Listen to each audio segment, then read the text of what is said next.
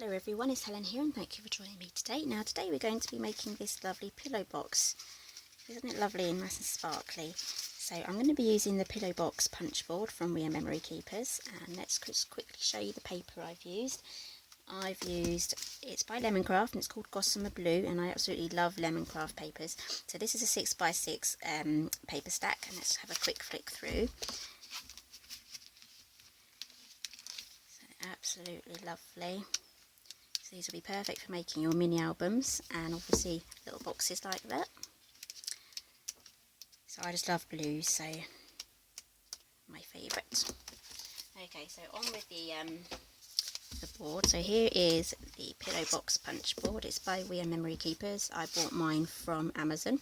It's got the instructions here just like with all their other boards. So we're going to be starting off with a 6x6. That's the easiest. So this way, length long ways, it needs to be 6 inches. So you can make it as long as you want, but it needs to be 6 inches across. And another thing that I've found is when you line up your edge of the paper, I tend to go slightly over the line just so that it's hidden.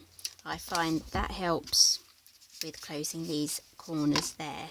So following the instructions, we put this in and then we punch. So I'm just lining up just so it's just over the line. So we punch and then we score on this semicircle curve here, and then we score downwards. So it does actually come off there slightly, so we'll be getting that next when we do the other side. So then what we do, so we have this curve now, we line that up here in the nook, so make sure that's all lined up perfectly, and then we punch again, score the circle, and then we score downwards, and then we move it across again, so it looks like that now. So move it across again so that fits in the nook perfectly. Punch. We don't really need to score that, but that does kind of help with the corner here. Okay, so that's that done. So we turn it over, just like that. So we're going to start again now. So just going slightly over the line there, not too far over, just so that it's hidden. Okay, and so that should line up there, so you can just reinforce this area here where we went off the edge. Okay, so we've punched that, so we move it over to the nook, fits in there perfectly. Punch again, go round, just reinforce that area there. Last one, there we go, and that's it. Move that aside. Right, we're not done with this yet, so we have to do this area here. So I'm just going to trim these bits off first. So grab your scissors. So this is our flap here that's going to glue our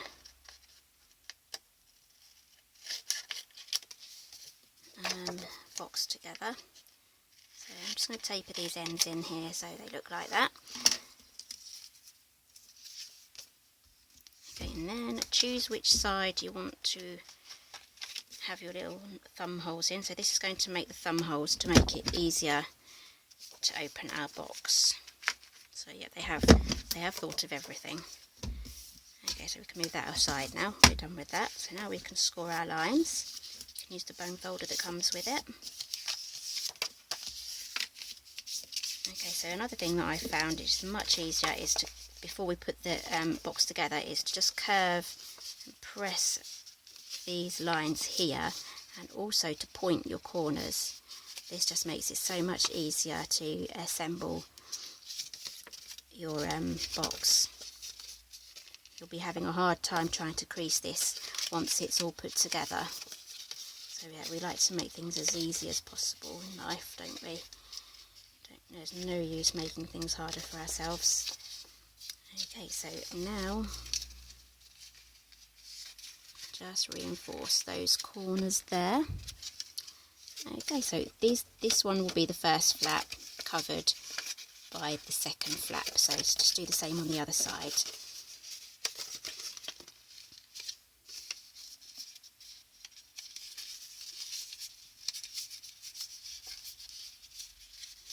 So yeah, absolutely don't forget to point your corners.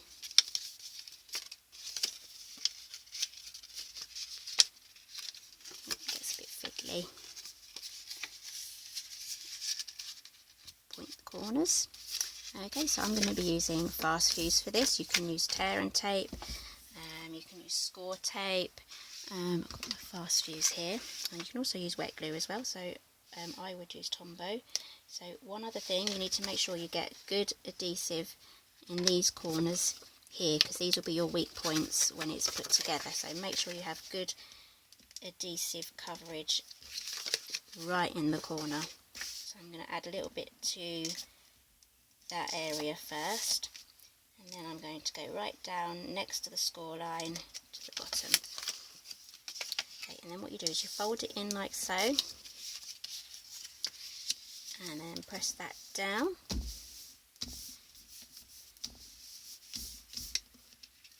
Oops, I've got a bit of adhesive there.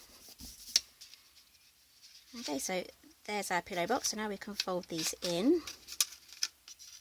This is why it was important to get our corners sorted out beforehand. So then we fold them in like so. Do your best to get them meeting. There we go. And I've got some chocolates. This one's empty, but I have got some chocolates. This is for my project last week, so I'll just tip those in. We tip them everywhere. There, they're rolling all over the place. Pop those in. Maybe we won't tip them. We'll just pop them in. I'd say that we could fit a few more in. You don't want an odd shaped box. I think that's alright. Kind of reminds me of those McDonald's apple pies I used to get. Do they still make them? Don't know. I remember they used to burn your mouth. Be a risky job trying to eat one of those. Okay, so pop those in. There we go, and there we have a pillow box. Okay, so now I have some 1/8 of an inch ribbon. This is Stampin' Up. You can actually spend some time here tying a bow. I find it quite fiddly to do that, so I'm just going to tie a knot. Because it's so much easier, especially when I'm filming. You guys are watching and I'm trying to do a tiny tiddly little bow. Ooh, nightmare. Okay, so there's our knot. Spend your time doing a bow if you wish to. So there we are. I've cut that a bit short, but never mind. Okay, so on with our stamping. I'm using a set from Sarah Davies. That's Crafter's Companion. And I've used Hello Friend there. So I might just stick Special Friend. You're too kind. I think I might do Special Friend. So I've used Hello Friend there. So I'm going to do Hello Friend. Special Friend, not Hello Friend. Oh. Okay, grab a block. Okay, so I like to use my grid mat actually just to line that up. I think I use Tempting Turquoise for this. So this is Stampin' Up Tempting Turquoise.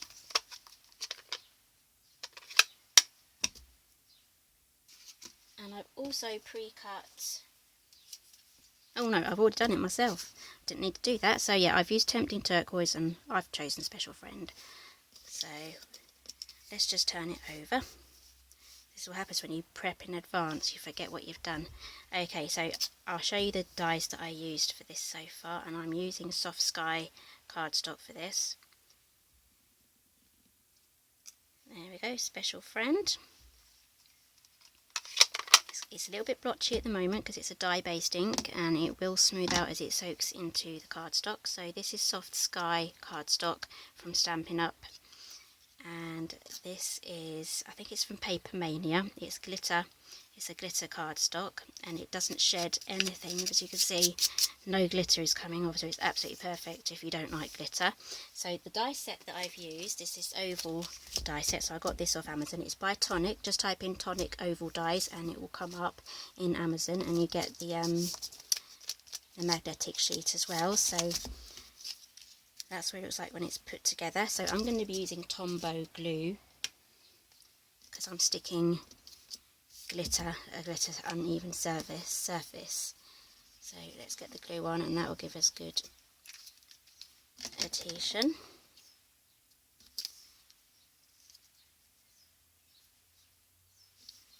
Okay, so the Tombow does dry quite fast as well. So while that's just drying, I'm going to get our thread ready. So I've used a little bit of thread here just to attach it on. So this is Stampin' Up! Linen thread. I use about that much. So that's dried off slightly now. So grab a little hole punch. I've got the crocodile, so I'm going to use the smaller one.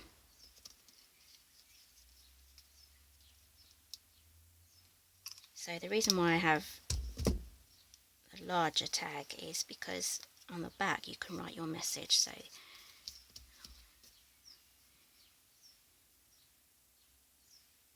okay, so fold your thread in half. I could have made that hole a bit better placed, but never mind. So thread it through, grab your loop, and then feed your ends through the loop like that, and that will give you your tag. Okay, so now what we've got to do is just tie this on here, which I will do.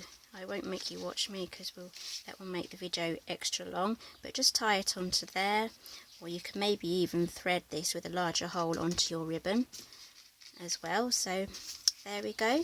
If you liked today's project, please give me a thumbs up. If you like this sort of project, there's plenty of others on my channel, so please consider subscribing. And thank you for joining me today, and I'll see you next time.